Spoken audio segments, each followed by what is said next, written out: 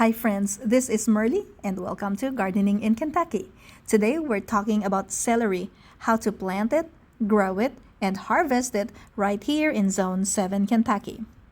If you've ever thought celery was too fussy, stick around, you've got this. Celery loves cool weather, rich soil, and steady moisture. So let's break it down step by step. Step 1. Start seeds indoors. Start your celery seeds indoors 10 to 12 weeks before your last frost date.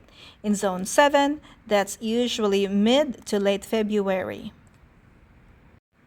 Use a seed starting mix and sprinkle the seeds on the surface. Celery seeds need light to germinate, so just press them in gently. Don't bury them. Keep them warm and well lit. Celery can take up to 3 weeks to germinate, so be patient. Step 2. Prepare the garden bed. While your seedlings grow, prep your garden. Celery needs rich, moisture-retaining soil. Mix in plenty of compost or well-rotted manure. Celery likes a pH between 6 and 7, so test your soil if you can. Step 3. Transplant outdoors. About 2 weeks after your last frost, around mid-April in Kentucky, it's time to move your celery outside.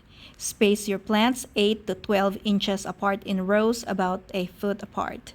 Water well and mulch to retain moisture.